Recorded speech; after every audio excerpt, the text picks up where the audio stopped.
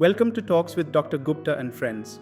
Across modern democratic landscapes, a fundamental crisis defines statecraft: the conflict between long term capital formation and short term electoral survival.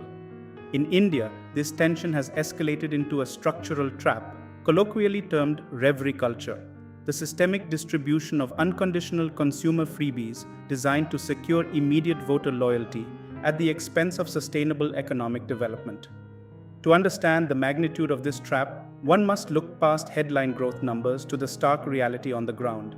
Over 800 million citizens, more than half the nation, remain dependent on government-free grain rations under the Pradhan Mantri Garib Kalyan Anna Yojana just for basic caloric survival.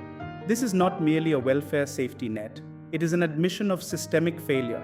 It reveals an economy incapable of generating structural, formal employment for its vast labor force. Instead of building productive capacity, India's political class has pivoted toward political clientelism. Productive welfare invests in human capital, constructing modern schools, building healthcare networks, and laying down industrial infrastructure that generates long-term economic multipliers. Fiscal populism, by contrast, prioritizes immediate private consumption. It drains the public treasury to hand out unearned utility waivers and cash transfers, delivering instant political gratification while building zero productive assets. The strategic incentive behind this shift is brutally pragmatic. Electoral cycles operate on 5-year horizons, whereas real nation building takes decades. For political strategists across the spectrum, high gestation infrastructure projects carry immense execution and electoral risks. Direct consumer handouts, however, deliver immediate, quantifiable, and emotionally potent returns at the ballot box. We see this clientelist framework adopted across every major political party in contemporary India. Consider the Aam Aadmi Party in Delhi and Punjab, which pioneered the metropolitan utility model by offering free electricity and water quotas, fundamentally altering urban voter expectations. Consider the Bharatiya Janata Party, which combined the massive 800 million citizen food grain distribution network with targeted cash schemes like Madhya Pradesh's Ladli Bena Yojana, proving that direct financial transfers can neutralize severe anti-incumbency headwinds. Consider the Indian National Congress in Karnataka and Telangana, where campaign strategy was institutionalized through high-profile guarantee cards promising monthly cash allowances, free utility units, and subsidized transport to capture power. Consider the regional powerhouses of Tamil Nadu, where the DMK and AIADMK perfected appliance politics, distributing laptops, washing machines, and free bus transit as permanent baseline entitlements. And consider West Bengal, where the Trinamool Congress deployed Lakshmir Bandar, establishing a direct financial pipeline from the state treasury to household bank accounts. Different ideologies, different geographies, but identical economic logic. Public finance transformed into political currency, while the underlying crisis of structural unemployment remains completely unaddressed. The macroeconomic fallout of this political arms race is catastrophic. In sovereign finance, every rupee funneled into immediate revenue expenditure on consumption is a rupee stolen from capital expenditure.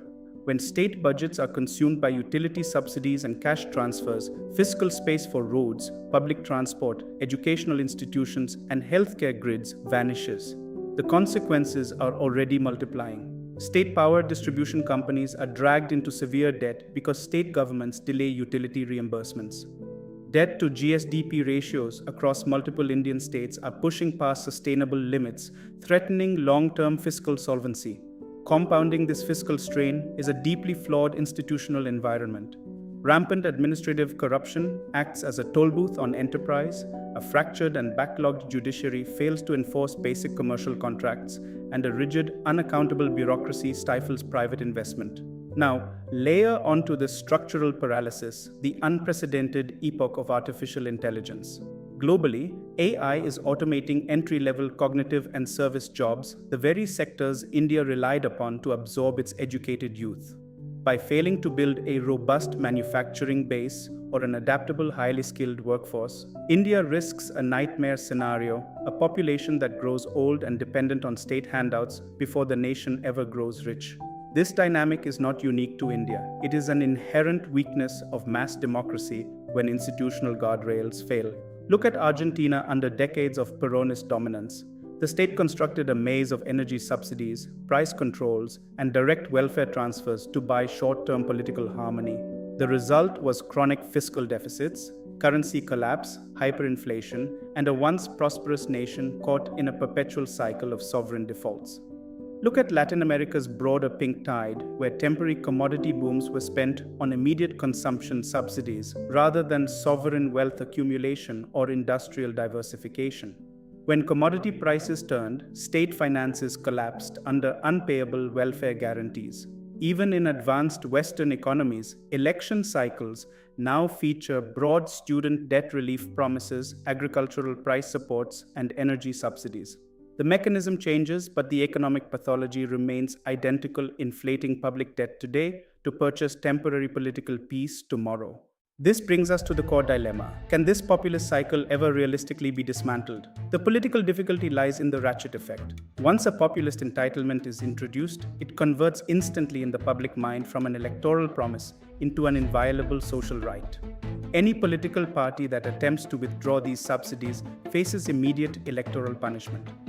This creates path dependency. Opposition parties cannot simply preach fiscal austerity. Doing so is political suicide. They are forced to match or escalate the freebies, locking the state into a spiral of expanding liabilities and contracting development. For an upcoming reform-minded coalition such as a Congress-led alliance under Rahul Gandhi, the strategic imperative cannot be the blunt, politically fatal refusal of welfare. Instead, the strategy must focus on completely redefining the welfare architecture by moving from competitive reverie to productive capability building. Here are 4 razor-sharp political and policy directives to break the cycle. First, execute the capabilities pivot. Rebrand social spending away from unconditional consumer freebies and towards state co-funded wage subsidies, industrial apprentice stipends, and skilling credits. Tie state support directly to verifiable skill acquisition, youth employment incentives, and small business capital formation. Second, restructure the 80 crore food grain architecture. Transform the public distribution system into an engine for rural industrialization by linking procurement to farmer-producer organizations, local cold chain storage, and decentralized food processing units. Turn passive relief into active local employment creation. Third, bypass the rotten bureaucracy with AI-driven programmatic governance. Deploy transparent automated digital systems to eliminate corrupt administrative middlemen, reduce legal frictions for micro-enterprises, and fast-track commercial dispute resolution. The goal must be to strip the bureaucracy of its discretionary extortion power while making state support direct, transparent, and performance-linked. Fourth, pass a statutory fiscal multiplier and transparency act.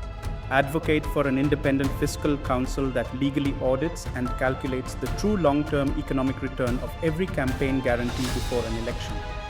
By legally binding state spending to verifiable capital creation, a reform coalition can create a moral and institutional shield against irresponsible populism. To dismantle the freebie trap, a political party cannot simply tell citizens to expect less from the state. It must offer them a far higher ambition by converting state-induced dependency into genuine economic agency and structural self-reliance. Thanks for watching Talks with Dr. Gupta and friends. Stay sharp, stay informed, and let's keep analyzing the forces shaping our world.